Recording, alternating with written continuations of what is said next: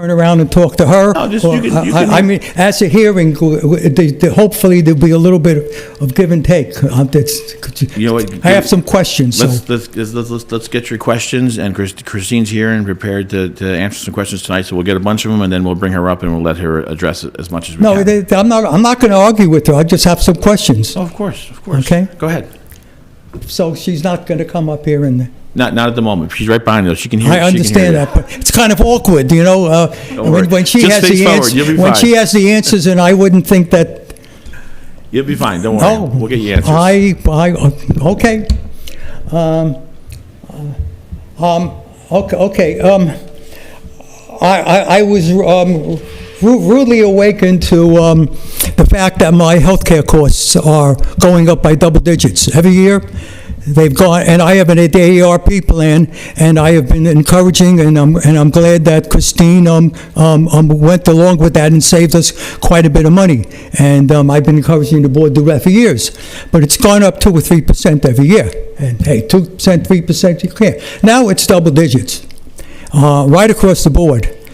And it was a shock. I was expecting an increase, but not that. Now, I was wondering if Christine, I assume, is aware of the increase and has the budget accommodated for the increase, number one. And number two, have you, what I had to do was to change the plan to a lesser plan that saved me, according to my circumstances, some money.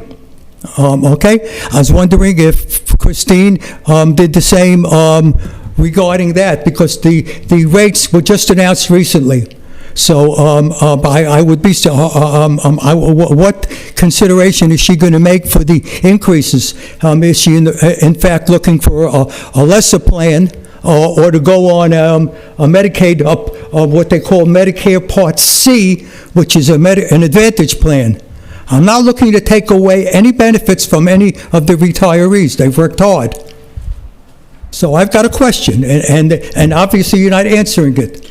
No, do you have the answer? Do you know the answer? Yeah, I'm writing this down, Harvey. And normally in a hearing, it's a little bit more than just making comments, and it's been like that in the past. So it's just two simple questions. Okay, so to answer your questions, we every year we do plan for increases. They're estimated increases because we do not have our rate numbers yet. They don't come out until, unfortunately, after the budget's adopted. They usually come out around Thanksgiving. So we don't have the numbers for what NISHIP is going to cost us. Christine, still, right? Today, they're still not here. We checked today. So we don't have those numbers yet. What we do every year is we take an estimate of what has happened historically, and we figure it into the budget. And you're right, things have gone up. Yeah, I think last year was a 49%, the increase? 49%. This is what we had last year they hit us with. So it was a big number, unfortunately. Okay, where would the money come from for that substantial increase? Everybody was aware that it was going to be a larger increase because that's what they asked for. But normally what happens is United Healthcare, which is the insurer, asks for X dollars, and the state comes back and says, that's too much, let's cut it back. This year, they pretty much got what they asked for, which is in the high in the high double digits. So is there money, are you considering changing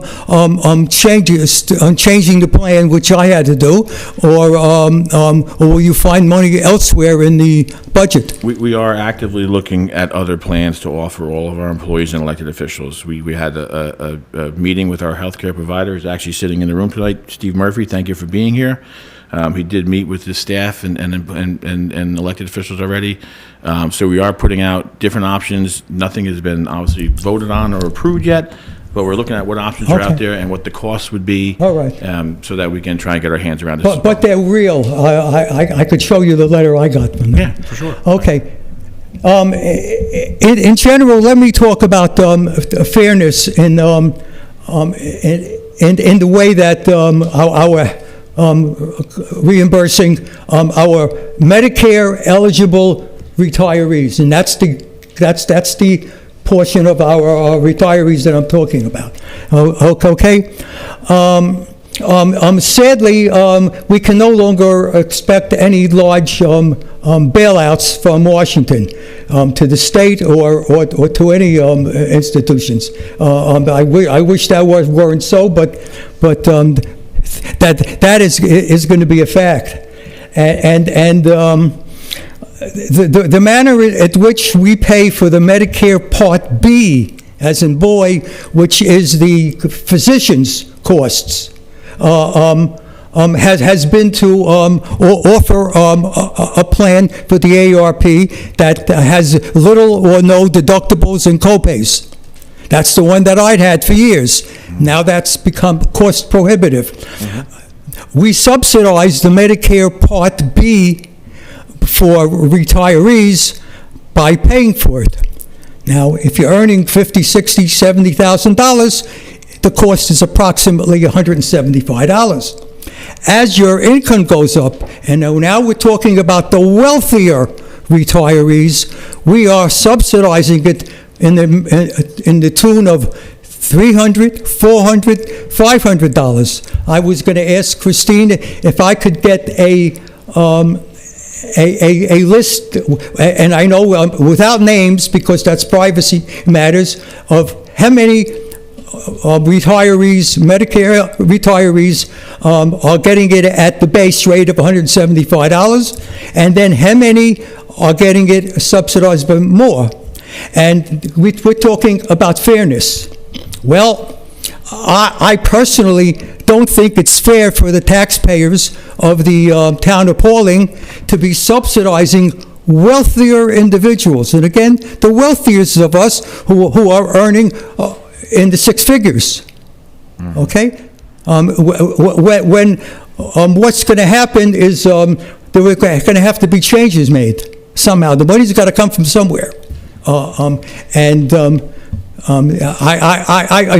only member of the board that I'm aware of was Mr. Megan, who's brought that up.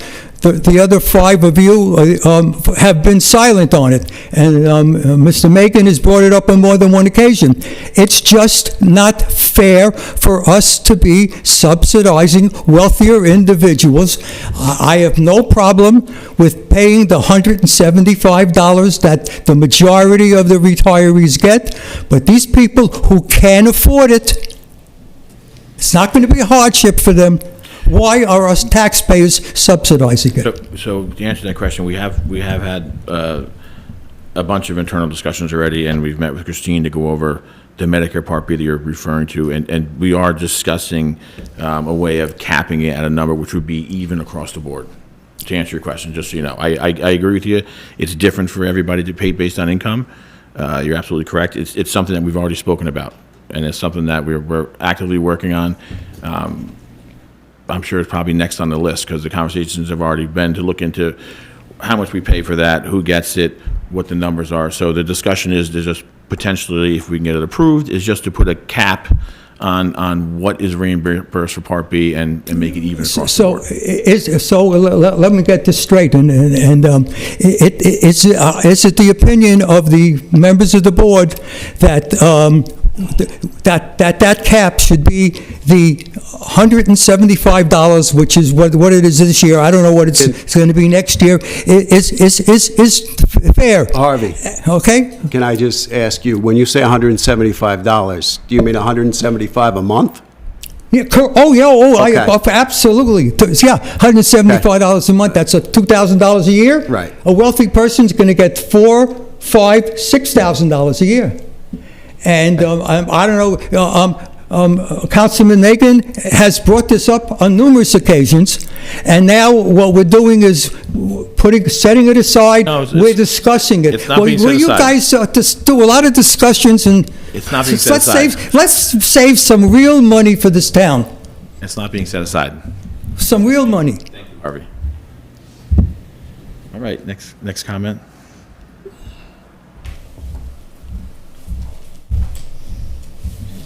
Carey Pawling.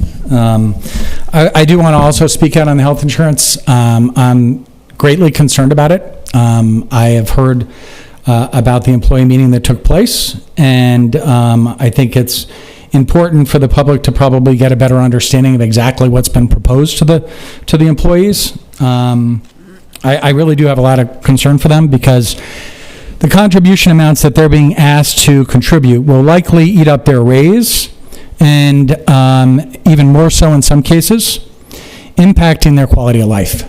The employees work here. They make a municipal salary that, in many cases in the public sector, they could make more money, and they come for the benefits. And the benefits have changed numerous times over the last several years, some of them in unexpected times during the year. I spoke here probably 4 or 5 months ago about the health insurance plan and expressed my concern then, and I said I was going to foil stuff, and I didn't, and I should have, but I'm going to this week. I'm going to foil the insurance information in detail for the last 4 to 5 years, because it doesn't seem to be managed in a coherent and fair way for the employees. They're caught off guard. They can't plan for this, and it's not fair to them. And I'm also going to add that I do believe that town board members should forego their health insurance. I've said it before, and I'll continue to say it again. You are part-time members of the town. You are not full-time. Let's take those savings for town board member health insurance and put it toward offsetting the premium increases that the town is planning to pass on to the employees. Again, this is not fair to them. This is going to affect their quality of life, and it's eating up the raise that you give them. These premium increases are going to be probably more than what most people are getting in terms of a raise. And you have to think about that over the long run. It's not sustainable for them to be able to maintain their quality of life. Thank you. Thank you, Mr. Carey. Just to give you a couple of numbers, I do have someone with me. Obviously, we don't take the healthcare changes lightly. It's not an easy thing. It's not something we look forward to doing, but these increases, just to give you an idea, when they were climbing in 2022, we made changes. I think you were referring to the night shift changes, but we had health. It was at $911,781 was the total town of Pawling employee and elected official health care. We got it down in 2023 to $744,267. The health care in this year's budget is $1.2 million in change.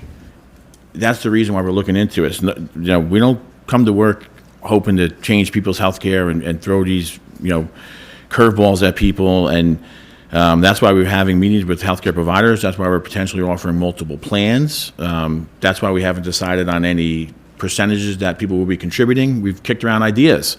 We've kicked around ideas this week of holding any contributions off until maybe mid-year or end of the year if we can. One of the problems we have is not just healthcare based. The problem is this year, Dutchess County across the board saw hundreds of thousands of dollars of increases in ambulance costs. We're lucky to have 2 more years left on our ambulance contract because we negotiated a 5-year contract. But in 2 years, we need to anticipate $250,000 to $300,000 increase annual in ambulance costs, because that's what other towns our size have dealt with this year. So the reason why we're addressing healthcare now, Mr. Carey, is to go from $744,000 in 2023 to $1.2 million in change in 2025. Just by budgeting by those numbers, in 2028 we're going to be looking at $1.7 million. Okay, what was the total of that the year before and the total of the year before that? So 2022 was $911,000. Okay, so you went down, you reduced the Just to the premium. $744, yes. Right. That And then was- NICE that got rid of that plan, That was with unfortunately. the change in the insurance. Correct. Yeah, and Correct. then when they got rid of the plan, they gave everyone that 49% increase. Not just us, every town in New York State that's with NICE ship and Okay. county and But things like what that. portion of this has to do with retirees? Out of the 1.2 million, I believe it's like 300,000. Yeah, it's like 24. Okay, it's like So a quarter of 300,000. this has to do with retirees. That's Correct. another significant portion of this. Yeah, absolutely. No, absolutely. And what do those retirees contribute? Well, they are all here before us, right? I mean, I don't did nothing. Right, so Right, we're yeah. going to make the employees that are here now, who are working, help to subsidize that benefit. Well, that's why we're still kicking around ideas. That's why nothing's been passed yet. And that's why No, we've had but conversations. that is the plan. Well, the plan, of course, is you're going to have to make increases because it's just, how else would you pay these bills? If you put a 5-year plan in and you look down the road and say, okay, we know healthcare at a 10% increase is going to be at 1.7 million in 2028, and you know your ambulance cost is going to be at 700 to 800,000, where are you finding all this extra money? But what are you doing with the quality of life of the employees that work for the town then? If you're going to pass this on to them and you're going to eat up their raise, over time, the quality of their life and their purchasing power drops.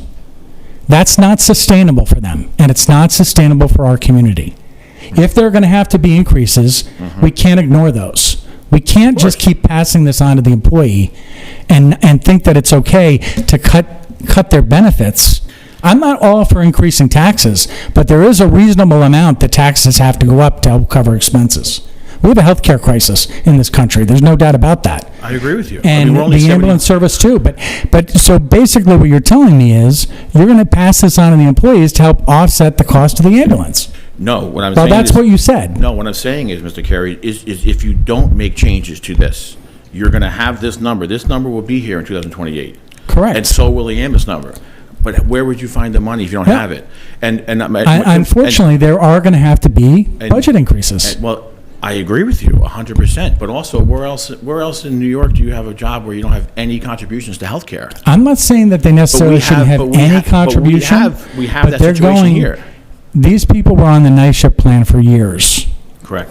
And the night shift plan that you're proposing to them, if they stay on it, the price is astronomical. But we haven't set on a number yet. We're still working on all this because we You understand the passed numbers. this. You passed it out to the employees. You let them know what the benefits were and what the cost to them was going to be. Right. What do you mean you haven't said it? You're prepared to adopt a budget tonight. Could I, Increases. Could I just Those mention increases aren't something in the here? budget for the employees. None of that's in there for the employees right now. None of the, Nothing- and when I kicked around this week nothing was, has been voted on yet. no, No, I know So- that. But once it is, it's a done deal. That's what I'm saying, Marty. If you guys decide to adopt the budget tonight, it's a done deal.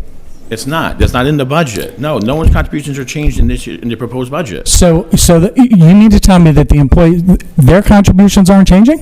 The employees that are here tonight? No, actually, the email I circulated this week to everyone was, if we could try and adopt additional plans and even not have any changes, potentially till even July of 2025 or till the end of 2025. Okay, if possible. no, you are proposing changes, though. You are proposing them. So There at is least no that's not- contribution changes in that budget. There's nothing in there for these But there employees is to the employees. You've conveyed that to them. No. You did not convey to them that they were going to have a portion that they're going to have to pay every month? Not there. That is not in this year's budget. If that budget is adopted That's tonight, not what I said. Nothing I changes to asked them. if you conveyed that to them, that they're going to contribute. Are the employees going to contribute toward the health insurance? It's not in this year. There's a, you know what? It's not in the budget this year, though. I think you're misinterpreting it. Just so everyone can hear, because there's a lot of misinformation running around. Here's the problem. And let's just get into it.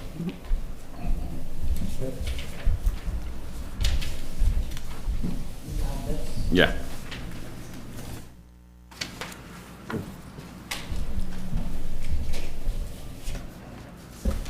When I made the budget presentation, I mentioned this, and now we're going into a lot more detail, because the hope is that the town board will act in a manner that will maintain a 5-year plan and give employees good quality health care that we can afford. If you look at the numbers, I mean, these are actuals, and then we have budgeted. I think 2024 is going to come in a little better than budgeted. 2025, honestly, I can't tell you, other than an estimate. I put 15% in there. Our increase last year was 49%. Correct. After that, I only have 10%. Historically, it's gone up more than 10% every year. Let's not even talk about the ambulance, because you can't sustain this without an increase, not even including an increase in the ambulance. We can't sustain it now. It's just going to get worse. So these are two separate issues. We have issues that we have to deal with. One is, unfortunately, the cost of health insurance. I hate this. This is the worst thing that I do, because it affects everybody. It's going to affect me. My health insurance is going to change. My contribution is going to go up. I just had another bout with cancer. But you know what? You have to do what's best for the town, best for the taxpayer, and have minimal impact on the employees. We try to put our heads together and come up with a plan, and we met with 3 reps. We looked at a lot of plans. We came up with a plan that looks like we can afford it and is close to what we have. The proposal was, there's a deductible involved. The proposal was the town would pick up all the deductible, so there wouldn't be any cost to the employees it's what they call a high deductible plan. So the town is offering to pick up that deductible, and the only cost to the employees would be if they max out the deductible, it would be the cost for the prescriptions, which are $15, $50, and $65 up to their max. So you'd have an HRA card again, there'd be no out-of-pocket cost. The first thing when I sat down with James, I give him a lot of credit. He doesn't get the credit he's due sometimes. And, he looked at me and said, will this do it? Honestly, I can't tell any of you that it will, because you've got the ambulance right behind you. But I'm an optimist. So let's look on the good side. You have a 5-year plan. So what you're looking at right now is going to bust you in 2028. You can make decisions now that will firm up your finances, protect your retirees, because other than, I disagree with Mr. Carey, because I believe that people that came here and put their time in, work for their town, deserve the retirement that they were promised. The plan that we tried to put together to present to all of you doesn't hit your retirees. I feel like hit them last. Maybe you don't. I just like, So- can I finish my comments, because I need to leave? And I just want to clarify what you just said. I never said that about the retirees. I never said I didn't want them to have the quality of life. What I said was, I didn't think the employees that are here and who work for the town elsewhere should be subsidizing that. That's what I said. That's what I said. The other thing that I want to just close with, because I do have to leave, Resolution 2024-146 lays out the premium increases. These are the premium contributions that employees will make to the plan. So it's concerning that you didn't know that tonight you would be adopting a resolution that. We haven't voted on it. We're not adopting it. We're not, It's a it's for workshop meeting. discussion. Well, but it's on here. It's for discussion. Workshop meeting, though. It's, So it'll be okay, adopted for next week. week. But my point is, the plan is there. we're being fully transparent. I'm not saying that. What I'm saying, though, is. You kind of are. Well, because I was just told you're not passing this on to employees, Christine. That was said to me. And you are. It's not in this year's. Yes, Okay. it's not in the All current right. budget. It's duly so- noted. If you'd like, Yes. if Mr. Carey, and we're always available, if you want to come in and sit down, we can go through a lot of numbers with you and These percentage historical increases numbers. not discussed with the employees? This ones that we have right here? Were the percentage increases discussed with the employees? Were their contributions? We haven't voted on the we haven't even agreed as a board as to what the contributions will be. This is just a Before it becomes a proposal. resolution even, to something that we think would even have a chance of passing, we don't even know if people want the plan. We still have employees meeting with our healthcare professional about the plan and how it would affect them personally. Well, they're two extreme plans, and Yeah. I'm fully aware of what a high deductible plan is. But the reality is, the plan is still to have the employees contribute toward that. So they'll have a contribution they'll have to make initially toward the premium every month before they incur those costs when they hit the high deductible amount. They have a contribution that they make now. There's a proposal that will actually increase the contribution, but it's less than majority of all the other municipalities. We've done this the last couple of years. We went out and we surveyed, because we don't do this blindly. The first thing I always say is, well, what do other people do? Because you want to look at other municipalities. And we found, and it went out to the entire town board, that most municipalities ask their employees to contribute 20%, straight 20%. This board contributes, anyone yeah. that takes on this board contributes 30%, our justices contribute 30%, our tax collector contributes 30%. Those are the highest numbers in the county for those elected positions in healthcare contributions. I've also been told this has happened too fast, and just to give people some backstory, in 2023, we came out with a proposal to switch from the Nice Ship Empire plan to the Nice Ship Excelsior plan for exactly this reason, because we saw this coming, and we made the change and we saved the money. If Excelsior had not gotten up 49% and now being eliminated, I wouldn't be standing in front of you today. Right, right. We wouldn't have to make So the change. we're trying to do something that we've already done. It just, it gets harder every year because premiums go up. I don't want people to have to contribute. I don't want to have to contribute more. I don't want people to have to contribute more. But, I took an oath of office to the taxpayers, and I want them to be able to pay their taxes. And, we need to have a budget. We have one of the highest bond ratings in Dutchess County because we know what we're doing. And, we budget well, and we look at things before they're at our doorstep. This is a really tough, it's a complex issue. There are a lot of pieces. Everybody's just getting involved now. Anything I can do to help you, I will. We also, we asked any employee who has an individual, question about their circumstance, financial question, speak to me. Several people have reached out to me. I've addressed any of their questions about what their individual circumstances. If it's health insurance related, they've reached out to Steve Murphy. Sure. I try not to get into the minutia of the numbers other than at the town board level because there's so much misinformation. So anybody who is at home and wants to know numbers, you can always email me, cmitchell@pawling.org. Could I just ask a question? Sure. Okay. On the Nice Ship estimated for next year, for a family plan, it's $38.72.15 per month. That's the actual cost to the town? It's the guesstimate. Or it's a guesstimate? Yeah. What is the real number right now? Do you know? Top of my head, the real number. Do you have it there, Christine? 50% less. Yeah, let's see, right now, I don't have last year's numbers, it's around 3130.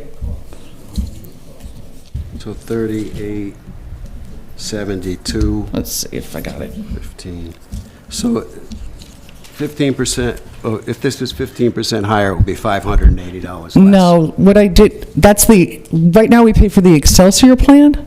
Okay. Next year, we're getting like a double bump, because next year we have to pay for the Empire plan. Yeah, So I took the 2024 Empire rate, increased that by 15%. Got other plans being eliminated, Marty, that's why we can't go to it. No, I get that. I mean, to me, there's got to be some middle ground here with Nice Ship. But an employee paying only the difference between a single and a family plan is not feasible. It hasn't been feasible for a long time, and it probably should have been changed a while ago. I would love to have that time machine, Yeah. but I don't. So I have a comment too. So again, and I've mentioned that at previous meetings, but one of the things that sometimes we have to look at too is what we can possibly take away to give us some money that we could possibly put towards the employees' increase. So again, I'm going to mention it again. I'm going to start out by saying it's nothing personal, but I've said this a couple of times now. I do not believe that we can sustain LaBerge, and these are my reasons. This is my reasons. As of September 17th, we've paid $240,000 so far out to LaBerge. I don't even know what we're going to get for the rest of the year, but let's say it's around $300,000. So we take that away, and even just a year ago, there were conversations that we could give a stipend of $5,000 and $5,000 to two employees to do the grant writing. I know that the grant writing in highway is done in-house, and they've been able to do it. So, and I understand grant writing. So I'm wondering, again, for board discussion, because this is the only time we can discuss this together, is why wouldn't we consider taking away something to give to the employees to help with that increase, and we'd only be paying out approximately $10,000 to do grant writing. That's why everything's in front of the board, and this is just a proposal. I So imagine I'm that you're going to asking my have colleagues input now. and changes, and I've Yeah. said it twice now, and quite frankly, it's crickets, but I just would like to know what, there's some thoughts about that. I don't know. I will say one thing, Colleen, regarding the highway, and Ananda's done a great job. Yes. But that's a FEMA, and that's from FEMA, that's federal government, for the damages we had from the storms. So it's a little bit different than a grant and going out for a grant and the procedures that has to be done to get that. The county and the states and the federal government said, this is what you get, and Ananda and Bobby have done a great job. Yes. So I'm not taking away from that at all, and I'm not arguing with you at all either about LaBerge. We've received a lot of money from LaBerge in grants, and when you do that, it is offset by additional costs. A lot of the costs from LaBerge is also from even before we came on the board of grants that we received that were never followed up on. And that's where they followed up on some of the grants. So your point is well taken, but I just wanted to clarify, there is a difference between a FEMA reimbursement from what Bobby and Ananda have been working on and a grant. Did that- LaBerge used to do the FEMA for us? We've never had it, since we've been here, we didn't have any FEMA stuff until recently, storms. Christine, the $240,000 that Councilwoman Snow is talking about from LaBerge, what fund is that being paid out of? well, I Multiple, was right? just going to mention that, when you start looking at cutting, and not to get into too much detail, we have what you call fund accounting. So everything's got its own pile of money. So you got your A fund, your B fund, your DB fund. So the question would be like, say we're picking LaBerge, just for an example, right? If you want to reduce the cost of your health insurance in the A fund, it would be, well, how much did we spend with them in the A fund? Where could we reduce that? I can tell you that a majority of this cost is probably related to capital projects that have nothing to do with your budget. Right, and the healthcare costs are being spread out over the A fund, B fund, and DB fund. Yeah. Because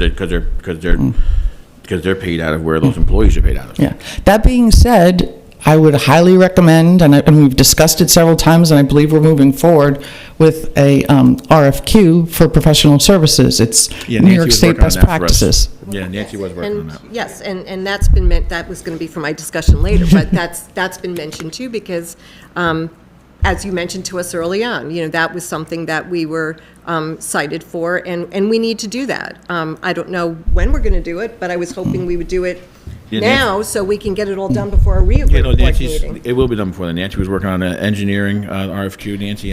I sent something to you and Marty yesterday. I just had some questions about, I just want to confirm we're doing consultants, not appointments, employees. But it's, I can share it with everyone. It's there for you to take a look at. Maybe we Sure, can yeah, do right. it next We'll week. knock I it would around so think we it's can- going to be engineers, grant writers. What else does LaBerge do for us? They oversee the job at On that particular project. Lakeside. Yeah, on that one they do. I think we're paying quite a premium, and we've sat in your office about LaBerge. But the problem is the $240,000 that's being mentioned right now, that can't all just be allocated right back to the healthcare. No, not there. listen, I think both things need to be addressed. If we're looking at the night shift next year, and by the proposed number, which would be $46,465 for a family plan. Even if the employee paid 15% of the full amount, which that is not happening now, they're only paying 15% of Difference. the difference between the single and the family. Even if they paid 15%, the cost to the town would still be just under $40,000 per employee. Right. It's not If- enough to get us out of the hole. If the employee paid 20% of the full policy, it would cost the town $37,000 per employee, So I do think there has to be some middle ground. I mean, this is going up exponentially, and it's still going to continue. But I don't see what was laid out already as feasible either. I think there's got to be somewhere in the middle that we fall. That's just my opinion. Certainly, yeah, that's the whole point of the discussions and everything that's gone on this past week, even with different ideas about, how to change contributions and when they would go into effect. But the problem you run into with offering just one plan is going to be, if you continue to have 15 or 20% increases every single year, what would you do to the employees? Would you change their contributions every year? I mean, that wouldn't be fair to them either, to go through all this and make those changes, and then next year, if NISHIP comes back and says, guess what, it's, 15% again this year, that's another huge number. I mean, this plan was, I think, I want to say it was around 26,000, 27,000, right, Councilman McCarthy? The last time we had this plan, when the rate increase came in, it was 15%. Yeah, so, it's grown exponentially. To me, what is more reasonable is having employees pay 15% of the plan, or 20%, and the employee cost for a family plan at 15% is just under $7,000 on a $46,000 policy. At 20%, the cost is $92.93 on a $46,000 policy, which is also much less than what was proposed, obviously. But you also got to be able to, remember, you want to be able to put these numbers into a 5-year plan. No, I right? get You don't want it. to. You don't want to put your employees through this, and then in 2 years have to go through it again.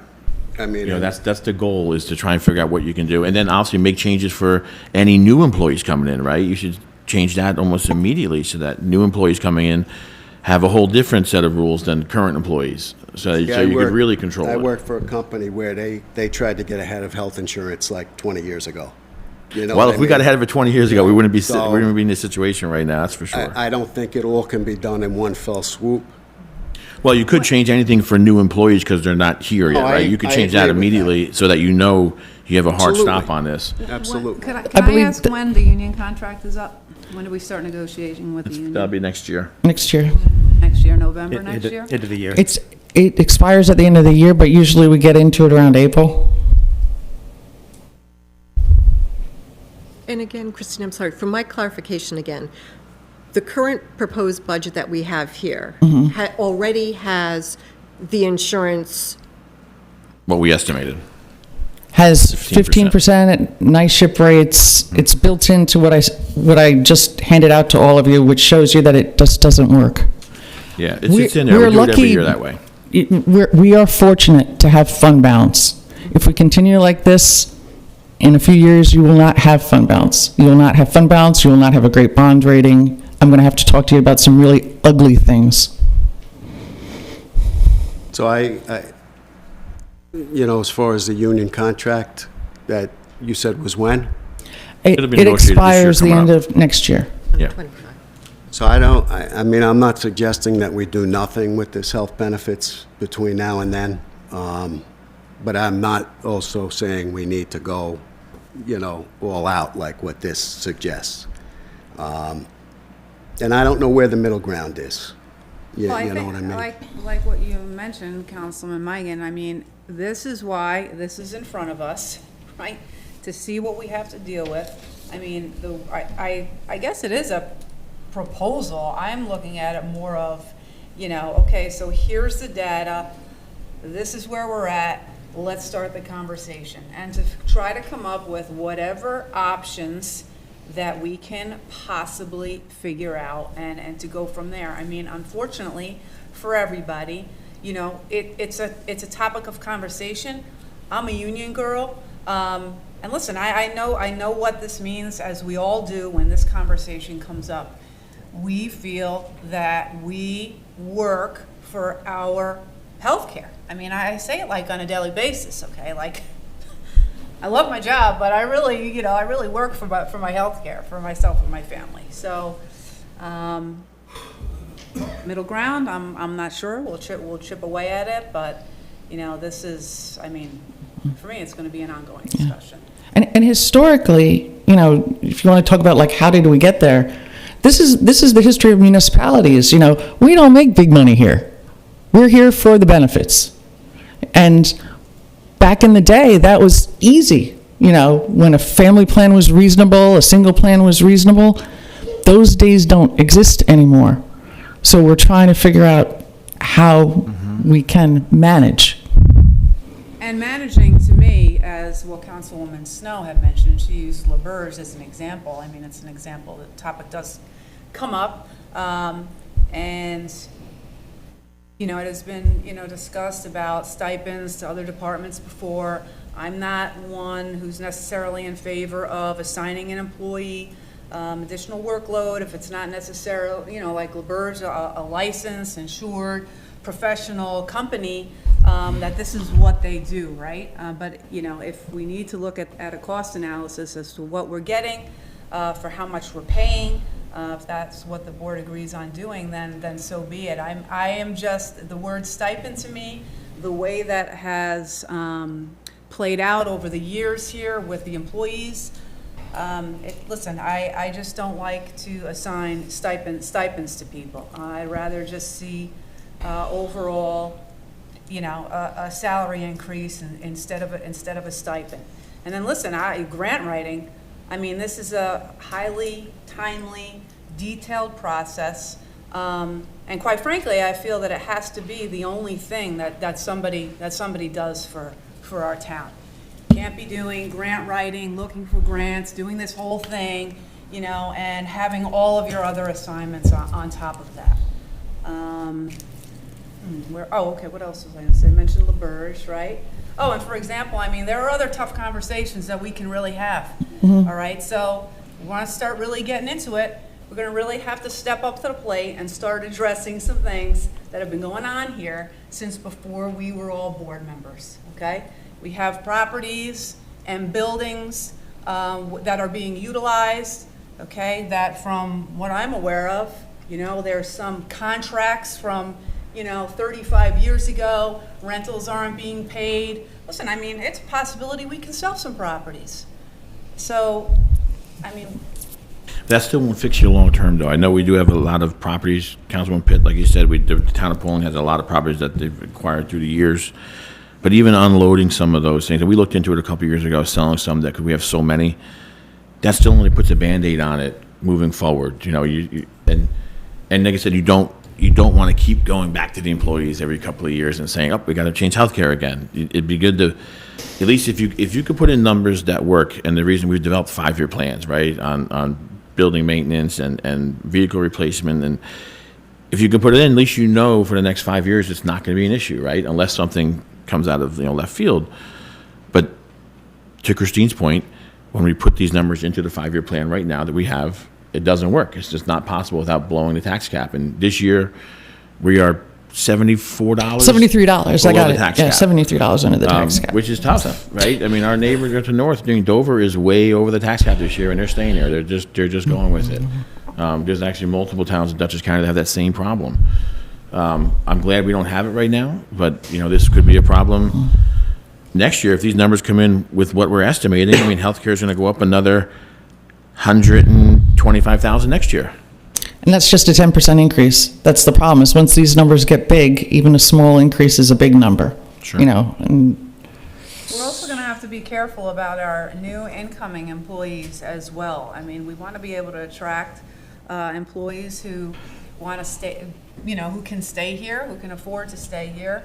And, you know, health insurance is a big deal when it comes to new applicants and the percentage that they have to pay and retention rates. Not like we have an amount of turnover here, but, you know, we want to do our best to be able to attract our best future employees that we have. Or that we can get, I should say. So why have we been addressing salaries the last couple of years as well to all of our positions? Maybe what we could do is look at the MVP. There's 2 resolutions pertaining to MVP, and address that and try to pass that next week. And then kind of table the proposal right now is for NISHIP is to keep everything exactly the same until July 1st. If we can continue this conversation, all of us together, see what we can come up with that's fair to the employees, see which employees may switch over to MVP. It might just give everybody a better understanding of what we're trying to do, and there may be some people that can't switch over to MVP. And I think we could look at those numbers, the proposal right now is on this resolution, is none of this would go into effect until July 1st anyways, the rate changes. So for the first 6 months, as these resolutions are written, is that it will be the same percentage, the difference between the family and the single plan for NISHIP, and the same for MVP. By allowing us, if the board agrees and votes on it next week, we could start the process, at least those who want to switch over to MVP can. We can appoint Steve as our new agent, and You're then saying we the can people that want continue- to stay with we can NISHIP con- can stay with NISHIP, we that's can what you're saying? continue. The people that want to stay with NISHIP are going to stay with it. It's going to switch over automatically January 1st. The contribute's going to be the same formula. It's going to be more because the Empire plan is going to be more than what we're all paying now. And then we can continue this conversation in December and January because we'll maybe see how many people do switch over, and look at the numbers and whether it's a 15 or 20% flat rate, something we can all talk about and try to get a compromise. I'm not particularly sold on MVP based on there's no out-of-network coverage. Yes, there is. What do you mean out of network? No, you have to have You mean out- you have to you be can go- within their provider network. Correct, but you have the Cigna plan that goes from, Oh, there's a difference. That's national Sorry, coverage. national Out of coverage. network is Out-of-network, if you're sorry. not going to one of their but again, providers. that, Harvey, I mean, I wasn't involved in speaking to Steve. I know you were. Right. I don't know who else, I guess Christine. Yes. I would like to be able to decipher myself what plan may or may not be best for employees. but that's up to the employee to make that decision. Getting just 4 plans It's not together, up to, I mean, if we offer 2 options and we can I mean, adjust I'm the not- NISHIP plan. I'm not or, ready to do You know, that it's, without. You're not forcing anyone to switch over. Is this the same plan that we tried to push one other time? Yes. I mean, and nobody took it, so Actually, I think Christine. I would like to sit with Steve I think a myself. handful of employees came in to talk to you that expressed interest in switching over, correct? They went over their financials and whatnot? This time or last This time? time. This time, yes. So if you're not forcing anyone off of NISHIP at this time, and people are okay with switching over and want to switch over, and again, this isn't a decision we're making this evening, but if you have employees who want to switch over, why wouldn't you give them the ability to, if you're not making those who aren't switched over get off NISHIP anyway? You're I guess I if just could think say- there may be a better plan out there, and I'd like to have the opportunity to sit down with well, Steve of course, myself. yeah. Like I said, we're not to talk voting to on him. this tonight, but of course, but And I think I would like to know how many would be going over to MVP, because maybe there's yet another one. I don't know, because again, we weren't involved with this. And I don't think it necessarily this is the way I look at it, I don't think it necessarily matters if we know how many want to switch over, it's just a plan option. But But I guess I'm thinking that maybe there'd be another plan.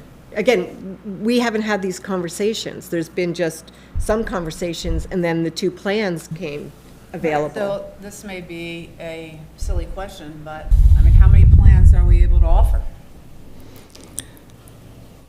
that may be a Steve question. Steve, you want to come up to the I mic for a think sec? that the most important thing is to look at what your goal is financially and as far as plans, and then narrow your selection down by that. Steve, can you speak to this just briefly, please, if you don't mind? To do it from here? Or? No, No, come up to the microphone, please. Sorry. There's really no limit per se. The limit on the number of plans you can offer typically depends on how big the group is. And if you have as few as 5 people, which I know Pawling has more, you could potentially offer 3 plans. Some carriers would even allow you to offer more than that, which seems kind of, I don't want to say silly or redundant, but, you know, if you had 3 plans for 3 people, I've had groups insist on that. There are carriers that will allow you to do it. The question that Marty and Colleen had about out-of-network benefits is a good one. The problem with small group, because Putnam is under 100 employees, so it's classified as a small group as far as the way New York State handles it. You, Pauling? I'm sorry, Pawling. Yeah. I'm sorry. Pawling is a small group. Anything up to 100 lives is considered a small group. So MVP was attractive because it happens to be the dominant player in this area. The other carriers that I would normally show you, which actually I think I did provide rates, Anthem, which is the old Empire Blue Cross, they were in the same family, but now everyone has Anthem's name. They do small group, they don't offer PPOs, which are out-of-network, the out-of-network benefits. MVP doesn't offer them either to small groups. Oxford, which is making a major push into this area, because they're saturated in Westchester and New York City and Long Island, as I mentioned at the meeting we had privately, 4 or 5 of us. They've made a big push into this area because they want to expand their business. They offer PPOs. They offer them with all 3 networks. The only networks that would be appropriate for Pawling would be the Freedom Network, which is the biggest. It's one of the largest in the industry, and it has a great national network. And Liberty, which is slightly smaller, but the same kind of thing. The Empire plan's unusual because the network is so vast, and then you have a connection with multi-plan. So you can go to multi-plan providers even though they're not in the network, but as a night shift member, you can go to them and get a discounted rate on what would really be an out-of-network situation. Excuse me, Steve. Yes. Have you ever seen townships create an IMA based on health insurance? I'm not familiar with IMA. It's where a number of municipalities all enter Oh, into so you're a talking about a contract. consortium or an association group plan? I have not, only because about 20 to 25 years ago, that was eliminated. As a matter of fact, Blue Cross had a really good association group plan, and then the state decided that they didn't want that any longer. So generally, that doesn't exist today. Could it? Would it I help? could find with out the- for you. With the pricing, if it was a large group, more than 100 people, or? When you go over 100, it becomes a function of the census data, which is demographics. What's the average age? How many males, females?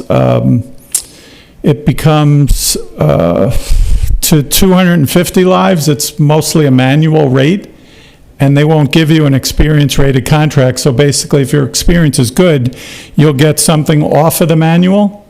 They have manuals, and each year they'll say, okay, our manual is 10% more. If your experience is really good, you'll get 6%. I'm making this up, but that's how it's done. Above the small group, between 101 to 250 lives, roughly. Above 250, it becomes more experience rated. So I think you'd need an awful lot of towns. But yes, in theory, it's not easy to do. I think what's easier would be to consider using a PPO as your, PEOs are professional employer organizations, and for a very small fee, they basically become your HR department, they become your payroll provider, they give you all the HR compliance that, you know, an employer should have as far as employee manuals, Department of Labor compliance for different things, and then they offer large company benefits. And the beauty of it is that you'd have probably 15 different plans to offer. But the rates aren't that much different than what I've shown the small groups. The reality is the rates everywhere are, I mean, they're just incredibly high. There's no other way to say it. Yes? I'm willing to come down to your office. Could I sit down with you one day over the next week? We can meet anywhere you want. My office is in my house. Okay. So you're welcome to come there.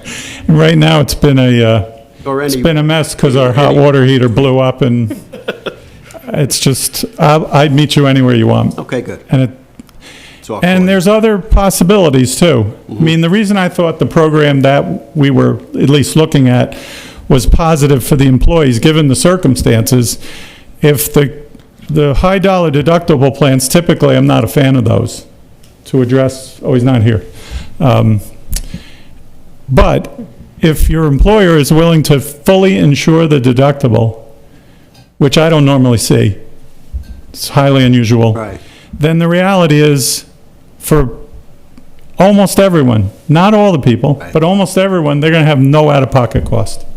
Because they're fully insuring the deductible, and fully insuring single and family. When you say fully insuring, that means the town pays. Town is paying for it. Okay. If the services are incurred. If the services aren't incurred, because many people, I know there's some people who are going through things right now, and I feel for them, and it makes this even more difficult. But you'll have people who hardly ever use the insurance. So the difference for them, because you paid a lower premium, you didn't have the HRA cost because they didn't use it that often, is enormous compared to the Empire plan. But there's no way to stand here and say the plan is 1,000% as good as the Empire plan. Right. Because there's no out-of-network benefits, and then you have, the Empire plan is so rich, but with the design of the fully insuring the deductible, you come as close as you can possibly come to giving the employees a great situation, given the circumstances. Steve, excuse me, what other townships are you representing? I don't have a lot of, I haven't had any business with municipalities. I've helped the town 4.5 years ago with the retiree program, which has actually saved a lot of money. I think it's about $250,000 over the 5 years. And those were for retirees over age 65. And they're Medicare eligible, so that, and then there's a supplement, as most of you know. I've used to quote or get involved with municipalities, and after a while, I was a young guy when I did that, and it was so difficult that it was just not, when I had a wife and 2 small children, I had to figure out how to, survive in the business, and now it's 46 years, so here we are. I mean, there's actually one other design we could possibly look at, since I think it's clear we're going to be talking about this, and I appreciate the opportunity if I'm the one trying to help you. There's another way to go about this, and that's what I would show you in a meeting. I'd show everybody. If you had, and hear me out for a second, because this may seem crazy at first glance. If you offered 3 or 4 plans, you could have a plan where the benefits were lower, but it's free. What do I mean by free? It's a lower premium, which helps out the town. It's what the town is going to pay for 100%. And then with the other 2 or 3 plans, the employee, so there's no employee contributions in my mind.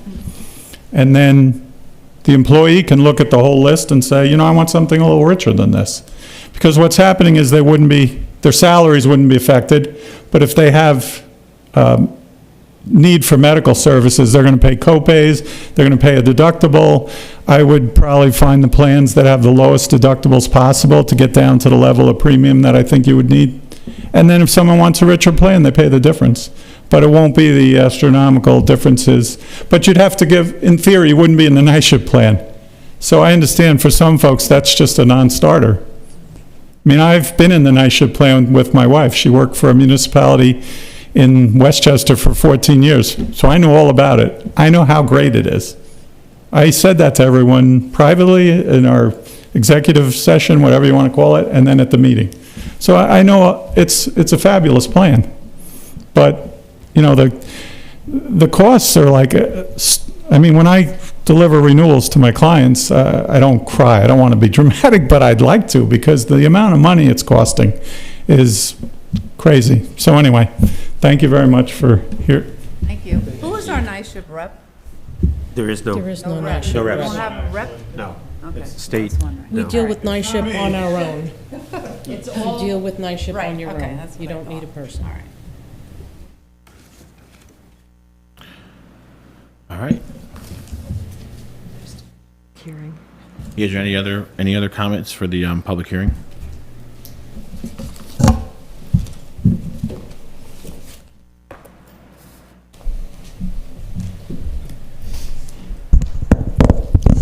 Gail Zelazny, Town of Pawling. Once again, the board is proposing to cut employee benefits by forcing an unwanted and last-minute change to a new health care provider. As I understand the resolution on tonight's agenda, while the NISHIP plan is technically still an option, such option is illusory. Obviously, the town board wants to force employees to switch to the proposed MVP plan. And I say force because while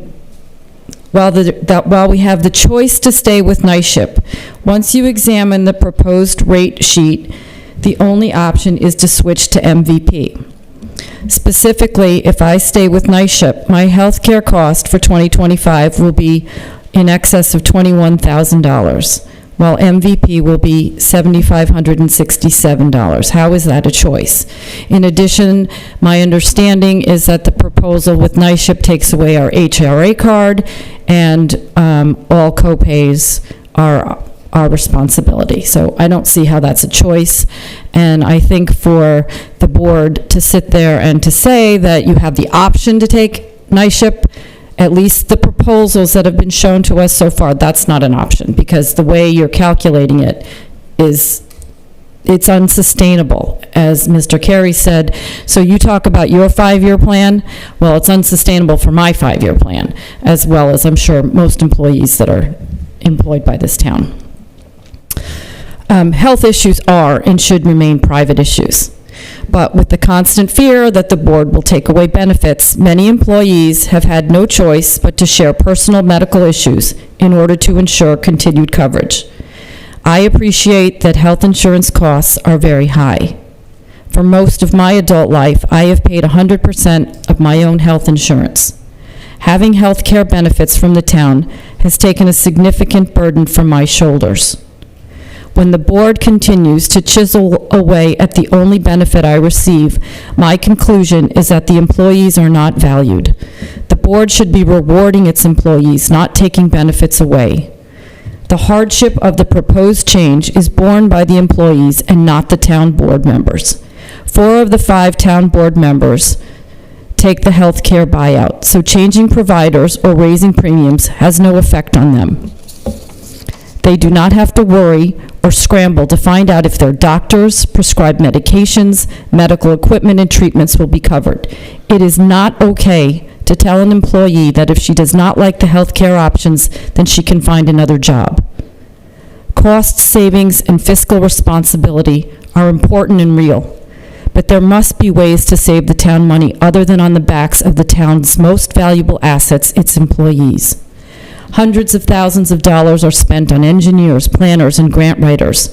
And the most current project, the improvements to the boathouse, are way over budget. And the town pays $20,000 for a dog control officer. And do we really need an attorney at every single town board meeting? I would really like to know what happened between the release of the proposed budget in October and last week, when the employees started hearing about another change to our benefits. Why the last-minute rush? What changed? And we may never know. The last go-around, the board voted to switch plans within NISHIP, and that switch was supposed to save the town money. But it was the employees who bore the burden of your decision, and where is that money? What was it used for? That decision could almost be palatable if that money was used to benefit the very employees who made the sacrifice. The supervisor's office did get redecorated, and the town hall got new bathrooms. But in an office made up overwhelmingly of women, it is disgraceful that more times than not, the women's bathroom has been closed due to flush issues. Right now, there is only one stall that is working. That is disgraceful. The board makes the decisions that affect our benefits. The employees make the sacrifice. Do better. Thank you. Any other comments on the public hearing? John Daly, Town of Pawling. I understand tax cap and you wanting to stay under it, but every municipal employee, their work benefits taxpayers. I think the taxpayers should pay a little bit of this health increase than putting it on the employees, because municipal employees don't make much. Thank you.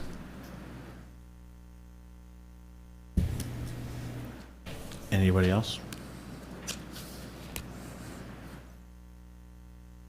All right, seeing none, I'll make a motion to close the public hearing. Second? All in favor? Aye. Thank you. Next item, on the agenda tonight will be acknowledgement of minutes. I'll make a motion for October 1st. Can I have a second? Second. Any discussion? All in favor? Aye. I'll make a motion for acknowledgement of minutes for October the 8th. Can I have a second? Second. Discussion? All in favor? Aye. Aye. Thank you. Privilege of the floor with respect to agenda items only. Please state your name and address. Try and keep your comments around 3 minutes if possible, and come on up. Okay, I'm Harvey Matkowski, still live in Holmes, New York.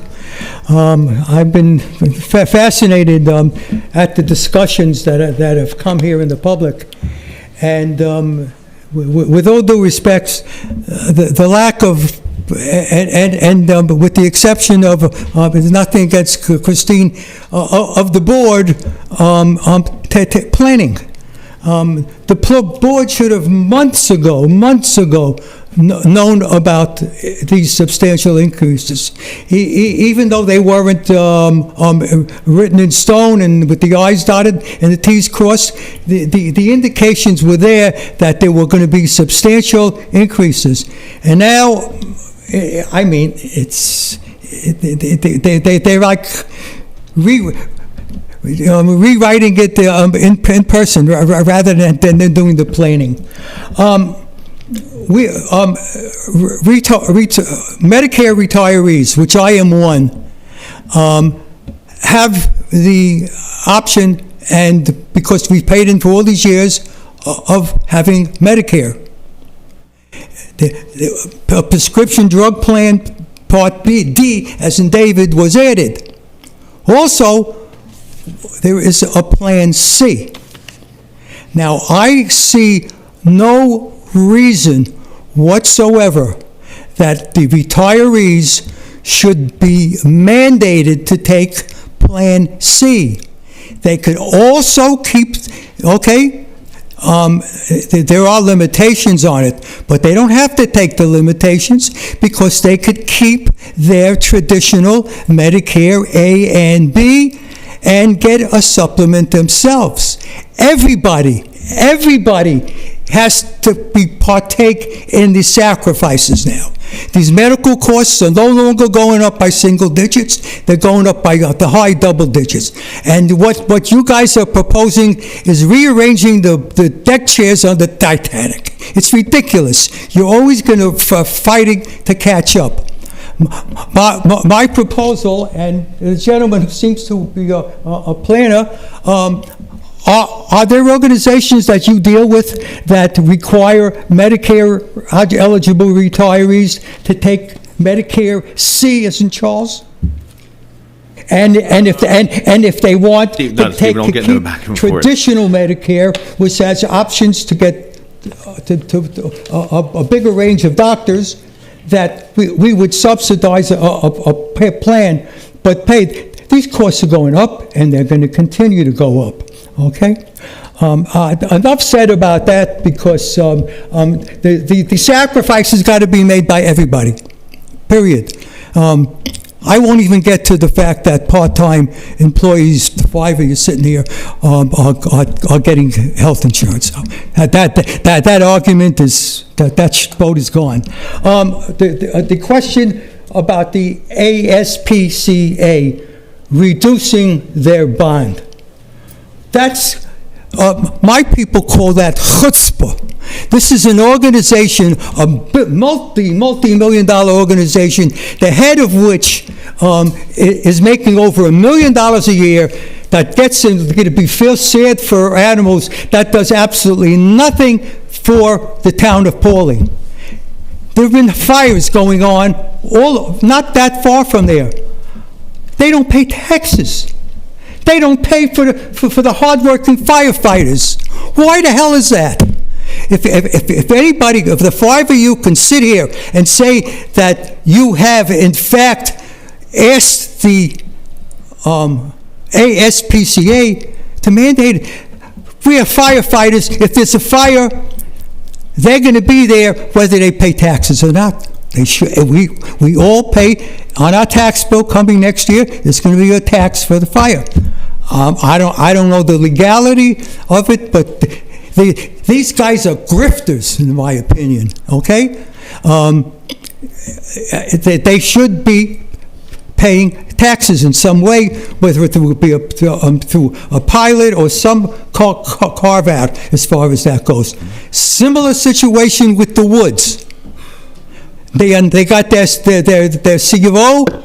I was informed that they would Harvey, be eligible to be taxed. Harvey, No, if you want to find money to Harvey. pay for these increases, Harvey, let's please. tax the Woods and let's tax the Harvey. ASPCA. Damn. Harvey, you're over 3 minutes, and you're not speaking about the agenda now. Thank you very much, Harvey. There's an item here for the ASPCA Thank you. Thank you, Harvey. to reduce their burden. Thank you, Harvey.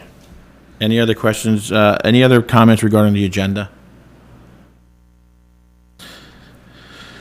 Okay,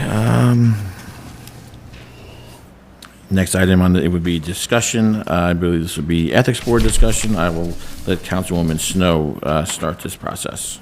Well, I'm going to pass it to Councilman Migan because I think we had talked about just taking out the clauses that had the joint ethics board in it and going back to just our own board.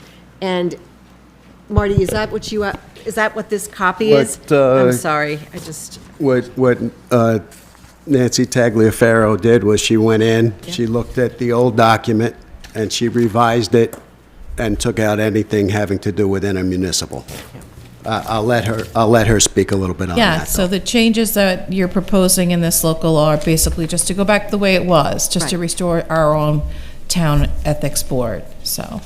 Just one thing, B, I see all members of the Joint Ethics Board shall be appointed for terms as set forth in this intermunicipal agreement, so Yeah, that should come out. that needs to come out, right? Why would that come out? There is no There's intermunicipal. no IMA. Here's what Hey, oh, I'm sorry, I got you, Yeah, okay. yeah. I understand. Yes. Thank you. I had another comment, J. And listen, while I was gone, did you folks all look and discuss this particular document already? No, right? This was part of the full document. What I did was, we weren't getting anywhere with the financial disclosure and this together, so Okay. I just separated it, but it's been in everybody's email for 2 months. Okay, so no ethics board member shall serve more than 8 consecutive years. 8 years, that's a super long time to be on a board. I don't know if you guys have any input on that, but I feel that's a very long time for a board member to be appointed to a board. Was this what was in the old, Yeah, so I mean, I don't, I would agree with that. I would like to see that changed to 3 or 4 instead of 8. What do the others think? what is the actual term of a board member? I mean, this doesn't, I think, like, for example, our planning board is a 3-year term. We've also discussed maybe pulling that back and just having everybody all together, 1 year reappointment. There'd be a lot of interviews, I though, don't- to do 1 year. Listen, I'm just talking about whatever options we have. I'm not quite sure how active this board will be if it goes through, and. so if we can actually get people on an ethics board, people volunteer, and they're, say, one term is 3 years, well, why don't you make it 6 years and have it for 2 terms? Yeah. If we want to reappoint. Obviously, we do interviews at that time. So what do you mean, 3 years? Two 3-year terms, so for a total of 6 years, but we give them the ability to be on it, to be appointed twice. I see what you're saying, okay. So they would all be up the same every 3 years, or are you going to try to stagger them? You know, I'm going to leave that to Nancy as well, because normally they're staggered, just Yeah. like the planning board. Yeah. so you don't have a complete turnover every year or Right. every 3 years. Okay, letter G. Members are authorized to incur any and all expenses necessary to effectuate the purposes of the Joint Ethics Board within amounts which are appropriated by the town board annually. So if this is put in place, then that's kind of still wide open as far as expenditures go until January. And is that going to be something that the town is going to have to have to budget for, because it's my understanding that with the Ethics Board, that is not part of Hogan and Rossi's contract with us. So any work and advice that they're going to be giving us, we're going to be getting billed for that, correct? That's not, doesn't fall under their umbrella? No, I The think agreement. ethics discussions do, right? Nancy, correct with your? I have to refer to the I think it retainer does. agreement, but I I'm think it's pretty- in there. It's part I'm of pretty the- sure ethics Yeah. discussions, I think that it does fall under your Okay, scope. maybe discussions do, but I do remember at a point where if we have an actual case for representation during that case, I don't believe that it's covered. Oh, okay, I understand what you're saying, okay. I don't believe. I'll How about a double-check cost that. to the board too? Wouldn't we have to carry, like for the CAB that we're working on, I think we budgeted $1,000 this year in this year's budget for any expenses that they may have, whether it be training and things of that nature and, you know, work materials. This would probably need a similar budget line probably, right? Did we have anything put aside for the joint ethics board? No. It ever got that far? You didn't get that far. And this would be, we would need a public hearing on this, correct? Yes. Before we do any? Yeah. So we could also adjust this after the public hearing to see what input, if we get any. Why wouldn't they adjust it before? Well, just adjust Right, it. adjust it before and then have the public hearing. Right, but- Set the Yeah, final no, sorry, documents out but if there. there's additional adjustments would be after the public hearing, I'm saying. What's the protocol for this? We set a public So hearing. it's got to be in its final form on the desks of the town board members for at least 10 days before the public hearing, so we couldn't have it until December. Okay. And then if there's any substantive changes, you have to start the 10 days all over again and have another hearing. So maybe we'll, as we're discussing it this week, maybe next week, we can have something more permanent and then have, set a public hearing for 10 days. You would set the or- public hearing at the next meeting, yeah. Is there any other changes so far? And anything that any other board member sees right now, just so we can take a couple of notes on it? Just in G, it shouldn't say joint. Yeah, I crossed that out. I'll Okay. get that. You know, also, when Councilwoman Snow had initially brought this to us, and all the towns were part of a joint board of ethics, that it's my understanding that once that was established, none of the townships had ever actually, I may be incorrect on this, or some of the townships never actually signed the final document for everything, thus it was never fully established, right? Well, it also was, a town pulled out before that even could Right, a town happen. had- a town had pulled So that out. changed the dynamics. So there was that for Yes. consideration. I want to, like, before I wrap my head around these points here, how would a complaint come in again? I remember the complaint would come in, it would push through the town clerk's office. I remember conversations about how the town of Southeast did it. They had a specific PO box set up for complaints to come into. That way it didn't even have to go through any, like, no other town employees would have to read, you know, an alleged ethics complaint or a violation, where somebody's integrity is being put into question. So I think it's very important that, however this is possibly envisioned to be set up, that those complaints, some way they have to be funneled directly to an ethics board, So in some towns, that is the way it works. okay?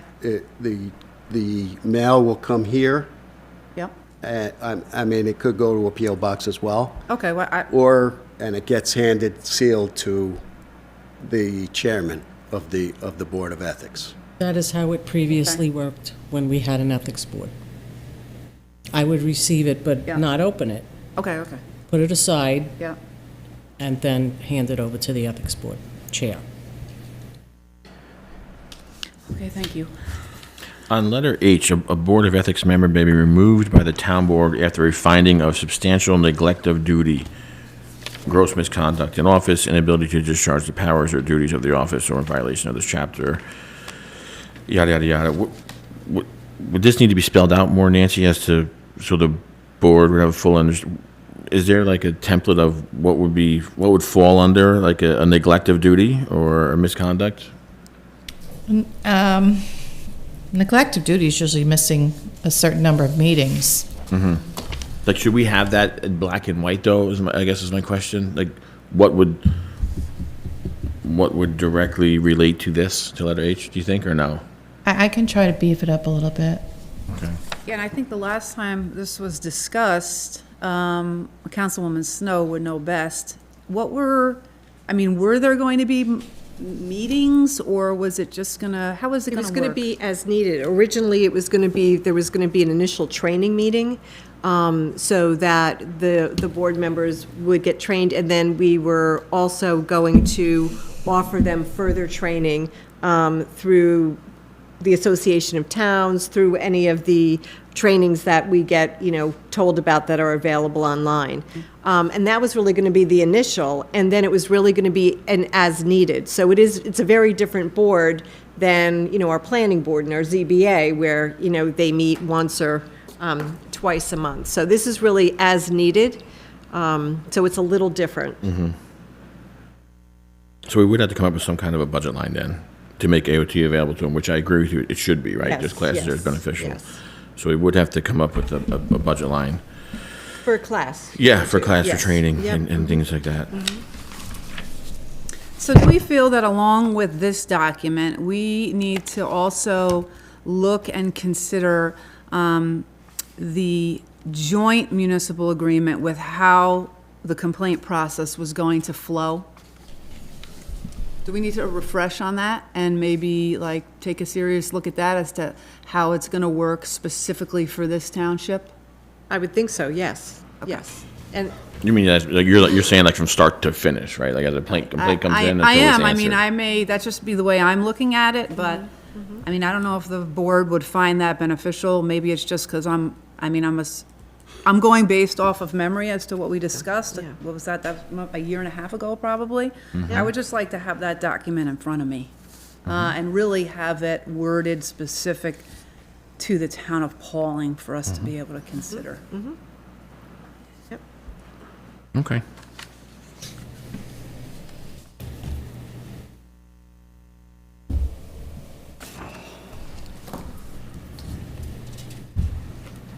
All right, so let's kick around the rest of these ideas as well, and try and get this firmed up with everyone's input, and then we'll get it back on, and we'll move forward and set the public hearing. Okay, Nancy? Okay. Great, thank you. Thank you. Next item on the agenda will be resolutions. A bunch of these resolutions will be on for next week. Amendment for handbook, Resolution 135 will be on for next week. Resolution 136, amend handbook to recommend training for town board members will be on for next week. Christine, I believe you want to pass 143, the paving at Lakeside Park and Town Hall. You want to get that done this evening? Yes, we can do that one, and the resolution for the 20,000 use of AARP funds, they go together. Which goes to the paving? Right. Okay. So the issue that the town board is aware of is that the $20,000 that was allocated for speed limit signs, we would have to have that in some type of a contract by the end of the year, and we're not at the point to do that. So we're up against a deadline with our use of ARPA funds. So the proposal is to put the $20,000 towards the paving that took place, town hall and recreation.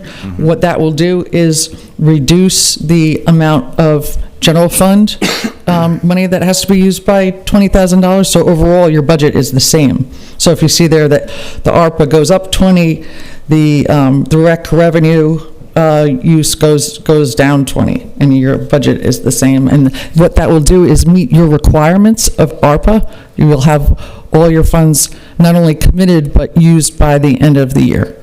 The speed limit signs, if you want to put something in place in the budget, you could either do that with the 2025 budget now, or you could wait until January, and, like every month we make budget adjustments. You could do that however, whatever your pleasure is.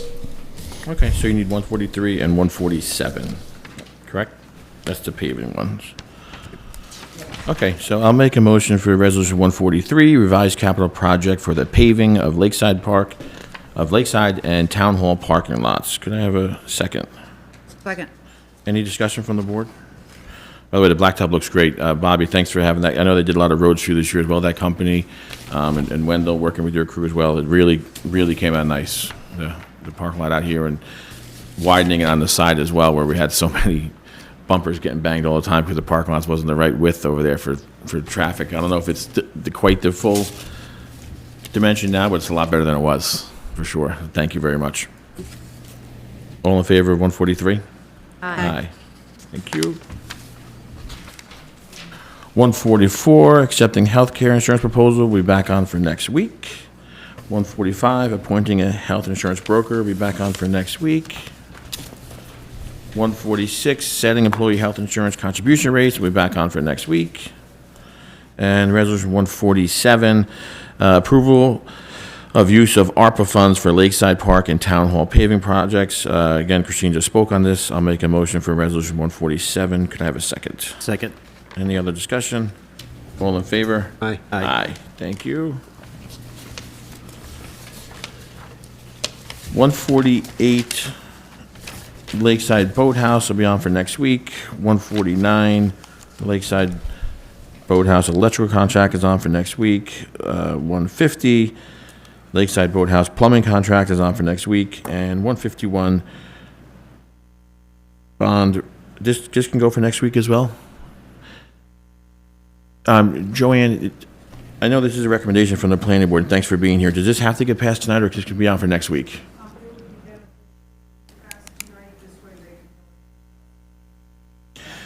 Would you be able to come up here and just speak for a couple minutes on this, maybe just so we can have a better understanding of why exactly? I know it's a recommendation from the planning board. Thanks for being here. Just speak as to why this is a consideration and what it is the result of. Okay, so originally, when the ASPCA came in from the planning board, I believe you were on the board then, they needed to remove the trees before, in a certain time period, because of the habitat with the bats. Oh, sure. So they had to take the $500,000 bond, which also includes a lot of the site work that will be done on the property. CPL has gone out and done a site inspection, and they have completed some of the site work. The huge berm in the back that's supposed to be built in order to block the sound antennas for the neighbors has not been done, as well as when you drive Route 22 and 55, you'll see that not all of it's been done. Some stormwater is complete. So we have a punch list completed of what's been done and what remains. So they calculated what remains, and that is the balance due. So by our code, an applicant is allowed to ask for a reduction in the bond when a certain percentage of the work is completed. So that's why it's in front of us today. I believe the bond is due on the 14th of November with Kathy, so if you approve it tonight, they can start the process in order to have that done Okay. in time. So basically, this is standard procedures as projects Yes. progress along, and an engineering firm, so I understand, an engineering firm has went out there, done a field inspection, reported back to the planning board. Yes. And the planning board feels that it's sufficient and that this money, this portion of this money can be returned. Yes. Thank you very much. You're welcome. I'm sorry, is there any other questions from board members for Joanne? Nope. No? Thank you, Joanne. Do it. All right, I'll make a motion for Resolution 151, the restoration bond reduction for ASPCA. Second. Any other discussion from the board? I think what's probably what was a little confusing is the restoration bond reduction, when really it should be a restoration bond refund is what's going on, because this money's actually already here, right? So we're not, this is actually money we already have in holding, we're just releasing as a progress. All in favor for Resolution 151? Aye. Aye, thank you. Resolution 152, facility use request will be on for next week. And Resolution 153, adopting the 2025 budget. Christine, would you like this done tonight as well? I mean, the public hearing is closed. I just want to reiterate, too. Do it, it would be helpful. Okay. And I just want to reiterate, because I think it came up earlier in discussion. No one's healthcare contributions are changed in this budget, just so you know. That's not in here. So you can all rest easy, that has not been put into this budget. So I'll make a motion for Resolution 153, adopting 2025 budget. Could I have a second? Second. Any discussion from the board? I guess the only question I have is, since we had the calendar of dates, that we were going to adopt it next week, why do we need to adopt it? Well, the public hearing is tonight? closed, and you're not, so there wouldn't be any more discussion from the public anyway? What about the board? Because And- my understanding is, once we adopt this, we can't make any changes. Well, there hasn't been any requests for changes, Christina, from any board members? What's the downside to wait until next week? That's Just my out of question, yeah. curiosity. What's, Well, what's the upside to doing it now? I don't know. If there's changes from the board, I mean, but we haven't had any changes, no one's requested anything. Well, I think for me, I just want to say, I wanted to hear people at the public hearing. Right. Before I, But there was, even at the public hearing tonight, though, there actually wasn't any questions on the budget. It was more revolving healthcare, right? There wasn't any, now that everyone's been rest assured that there's no changes in this budget, maybe that was the misconception, that people thought The that ne- was in the there, but it's next, not in. the next step after the public hearing is adoption of the budget. So whether you adopt it tonight or adopt it next Wednesday, that's the next step. The benefit of getting it done now is that we know that this is done, and then all the work, the tax cap information that has to go up to state, the information that has to go to to Dutchess County, all of that can start getting done. I guess also my question would be, if there hasn't been any requests for changes to this point, and I think we've cleared up the fact that there's no healthcare changes in this for any of our employees or elected officials or anyone, there's I really no agree. reason not to. I agree. Yeah, I was just that's all. curious as to. Yeah, I know, it's a great question, that's Yeah. why I want to make sure everyone was very clear on it. So, I mean, I'll make the motion for 153. Is there a second on the table? I seconded it. Oh, Jim did, okay. All in favor? Aye. Thank you. Thank you. Thank you. Okay, next item on the agenda will be town board items for special consideration, new business. I will start with Councilman Migan. Do you have anything for the board? The only thing that I wanted to ask was, at our last meeting, and Nancy kind of confirmed this, that anytime that somebody gifts the town something, it goes in front of, it goes before the town board for a town board resolution, if anybody has any questions about it. Do we need a resolution to make that a part of what we do here, or, do you know what I mean? Yeah, no, we don't need to make that a resolution. And Brendan has done an extensive memo on this, especially as it concerns the Recreation Department, because I know they're getting donations of things all the time. I just haven't reviewed it yet, but I'll Okay. get it to you guys by the end of the week. All right, good. Thank you. That's it. Thank you. Councilwoman Snow. just, which was touched on briefly, the RFQs. So we should have that information, and Yeah. then we can get them out. So Absolutely. we can take care of that before our reorg. Absolutely, Okay. yep, those will be done. That's it for tonight. Oh. I have a question about that. Who handles that process? So Nancy was putting them together for us, Okay. and then we're going to circulate them to the whole board, so everyone can see, what it contains. And I know she's reviewed other towns, they've done it. Once you all approve it, then you authorize the clerk to Okay. publish the notices. Okay. And set an opening date for the proposals. We may even have those at the end of this week, right? I just Still had a pretty good couple with of them right now? questions that I forwarded to you guys, so, Perfect. yeah. Councilman McCarthy? The bathroom project at Lakeside is going to be probably completed by the end of this month. There is a resolution for change orders. The fact is that we are $12,358 over budget for the whole project for the second phase, keeping in mind that we changed the surface of the upper level, which will be the patio area. By doing that, we will save $60,000 or more for Phase 3. Whether we do Phase 3 or not, we still have to finish the upper level with some kind of a membrane. And we talked to different people, and this membrane, what we are planning to be applied next week, will save the project $60,000. So for all the work we did, yes, we are $12,000 over, but we are saving $60,000 by using this other material. 12,000 to date, but because of that 12,000 change, it'll end up be a total savings of 60,000 once it's complete. Correct? Is it still 12,000 Well, over on this phase? the phase 3 of the membrane was not in this Correct. project. But it won't be needed now. It will not be needed, so we Okay, don't I have to got you. pay the additional $60,000 for Good. next So year. you're talking about phase 2. Phase 2. Phase 1, we got hammered on, I think. Right. Phase 1 was Yeah, the asbe- demolition. All the asbestos and, yeah, 100%. I sent an email to LaBerge, because I want to see that change order for I think it was 34,000. What was that for? I don't know. It was for the general contractor, Which change was that? the one that's on our agenda tonight. Oh, the one that we, it's on Change the, order. yeah. But you wanted the Two. breakdown of that? Did they send it? What it consists of. Whatever they said it's a change, they sent the change order, but I haven't seen any document. Don't they generally send that to somebody? Supporting data of what exactly Yeah. when it comes up from. Sure, Yeah. certainly. Yeah, we'll get that in front of you before it's voted on as well. So I emailed LaBerge today, Mm-hmm. so hopefully by next week we'll get it. I'll follow up. Anything else, Councilman McCarthy? Nope, that's all. Thank you. Councilwoman Pitt? No, I think everything has already been touched on.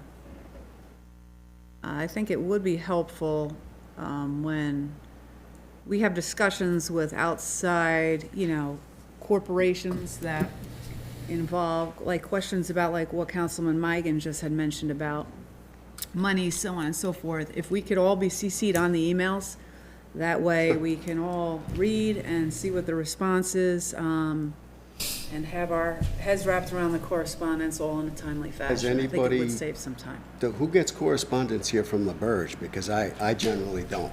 Well, I forwarded, 2 weeks ago, 3 weeks ago, I forwarded the full board, Yeah. the change orders. And on that was included on this $34,000.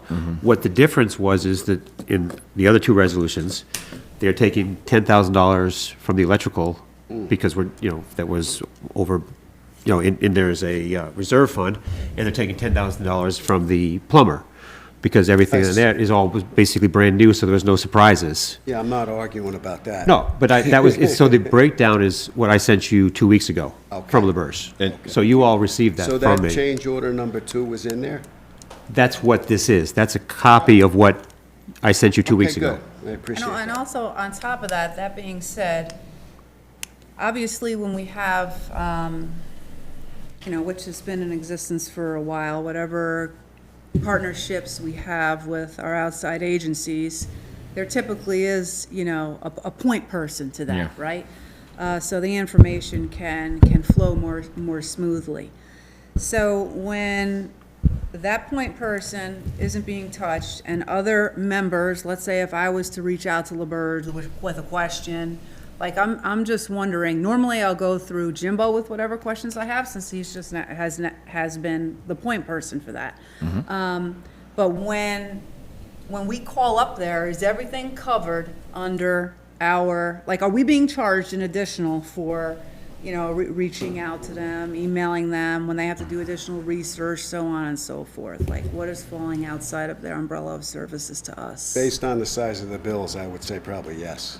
Okay, so Yeah. when you call up there, then that's an individual charge? Yeah, I emailed. Or email, Yeah. whatever correspondence we Yeah. have? I had asked LaBerge a few weeks ago, because I know there's different projects going on, different grants, or sewer district number 4, and they may be speaking to Colleen or Marty or Jim, et cetera. So I said to him, listen, so that we don't have this confusion moving forward where, you emailed Councilman Migan or Councilman Pitt. I said, when you have correspondence with the town, it'd be easiest if you either put the entire board on it, or you can just email me and I will circulate it to the whole board. So whoever is the point person who's handling that project, at least then it comes to me and I can circulate it to everybody. So that they don't have to, and the reason that came up when I was speaking to them, so this doesn't happen, obviously, where Yeah. people are being told. And obviously they have so many departments within their agency. They said, we don't want to basically be in trouble if someone in, planning over there forgets. So I said, well, then just make it your standard operating procedure in LaBerge to email everything to me. That And makes they can say sense. to me, hey, this is in correspondence with Councilman Mike, and I'll circulate to the whole board. so See, I everyone's on didn't that time. associate This way I that. keep everybody on it, right, and involved. Because I did ask Yeah. Ron at our meeting if he could email the full board, Yeah. not just him. I mean, Yeah. I agree with you, Councilwoman Pitt. I mean, we've been saying this, we're not all in the correspondence on the emails. And I think that's why sometimes it looks like we're starting some things from scratch because we're not all on the emails. And we've talked about this openly. I don't know how to correct it, except to just keep bringing it up. No, this was just a few weeks ago I spoke with them, so I think I believe they're in a good spot right now where they know that this is how it has to move forward so that there's not confusion here or there. Right. Right? I said anything that comes through, and we'll tie on the whole board on our end so that everyone's involved at the same time. But that's all emails. I'm not just Yeah, saying of course. LaBerge. I'm not Of saying course, LaBerge. of course. I want to see us having the same questions and us not realizing that maybe myself is asking the same question of LaBerge, Councilman Migan. Yep. So I just want to reiterate the importance of having that point person that you share your concerns with, and then it can flow that way. Because maybe Sure. one of us could be like, hey, well, I already asked Yeah. that question. Right, and you're getting billed twice And on then it. we're getting billed twice. Yes. Who knows Yeah. what? Sure. So I agree with that. I just saw it on the agenda tonight, and I didn't realize it was something from 2 weeks ago that you sent us, so. And it doesn't, I'm not talking specifically about this point in general, I'm just talking about overall. Right. I actually would like to hear more about your meeting with LaBerge, because I think initially you went up there to argue some of the bills. We went through every, I mean, it was 6.5 hours, in Albany. So it was more than just bills. It was I guess my the whole question is, are we huge- gonna get, they've, Yeah, we're still working a few things out with them, but as soon as I get it completely worked out, I'm gonna give a whole summary of what we have. And like I said, it was 6.5 hour meeting, that I had to drive to Albany for. I'd like to, Yeah. like in meetings like that, it would be good to at least just touch base and send a summary of what came up. Yeah, soon. That way I would know. Right, yeah, or- no, or absolutely. anybody else. Absolutely. Like I said, as soon as I have everything worked out, I can get everything to everybody. But it was extensive, I don't look to drive to Albany in October all the No, time. I get it. But But like I it was say, needed, it'd be nice and to- it was needed, and I think it was beneficial as well. Councilman Pitt, you have anything else? I'd just like to say thank you to our first responders, our firefighters. A few weeks ago, we assisted Dover Fire Department up on Old Pawling Road, and they were there for 72 hours.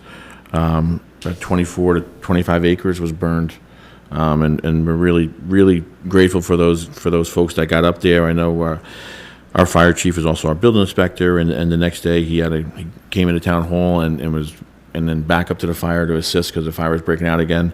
So I really just want to recognize all those guys who've been fighting it. And we did pass a burn ban, and that is still in effect. So hopefully people realize that. I know we had another fire, Jim, was it 3 days ago on Strawberry Hill Road? Yep.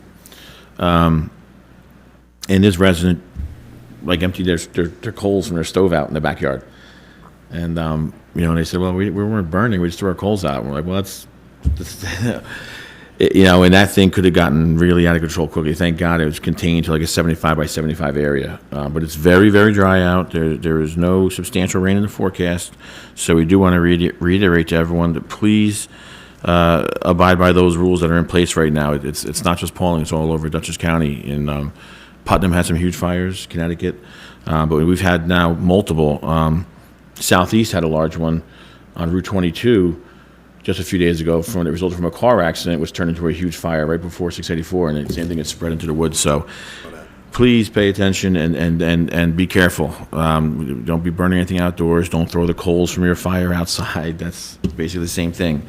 All right? And as soon as we're able to lift that, we will. I just want to, Jim, if you could just resend me that change order, I appreciate it.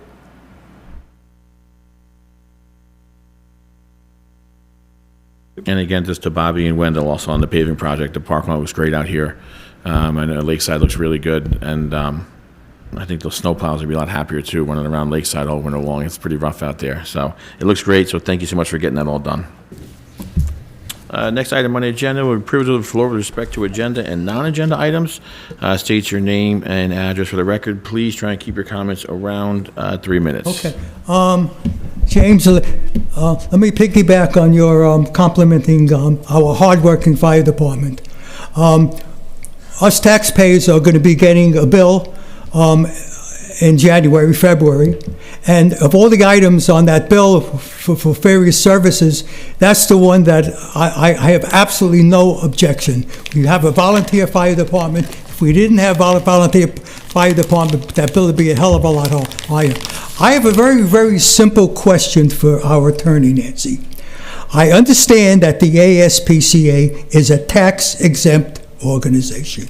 Is there any way that we can't ask them to be good citizens and volunteer to pay for fire services? It's a separate billed item. I don't know what the laws are. I know what they may not have an obligation to, but to be good citizens. And they are out in this brush. They're in a very fire and probability area. If there's going to be a fire, our fire department's going to come whether they pay taxes or not. Can we somehow ask them to voluntarily be good citizens and share in the cost of our fire service? Thank you. Thank you. Well, I just chime in that I did email the ASPCA, and it was some common language with what you just said, and I haven't heard back yet. That's because So- they don't plan on contributing. Also, I mean, I remember when I was on the planning board, when they had first presented to us, that they were, going to make a donation to the fire department. I don't remember what the number was. I don't want to say the number that I think it was, but it was a sizable donation, I believe. Actually, I remember the word ambulance being documented. I was off the board then and onto the town board, so I don't know where that left off, but I believe that I have mentioned this, a couple of times regarding them looking to make a donation to. Was that part of their their approvals in the planning board? I can't say I recall exactly, but Okay. it was a topic of conversation for sure. Well, I would hope so. It should be, if that's true, then hopefully it would be made public. And I would think pretty much the same obligation has to do with, I haven't looked at the budget, but what are we paying? $600,000 a year for ambulance services? In the lower fives, but yes. Excuse me? In the lower 500s. Well, okay, Correct. over $500,000? Correct. $43,000 a month. Would you think they are dealing with animals that are not the little puppies that you see at the Duchess or the Putnam SPCA to be adopted? These are dangerous dogs, and that's what the facility does, tries to domesticate them. Would you think it might be as good neighbors to participate in this $500,000 burden for ambulance? Right, and that's what I'm mentioning to you. I mean, I can find that out for you, Harvey, no problem. We could ask the planning board how that eventually played out. Was there an agreed upon dollar amount donation to either towards our ambulance costs or towards the fire district? We'll ask for you. Well, We're okay. going to email out tomorrow, Yeah. Harvey, to look into this.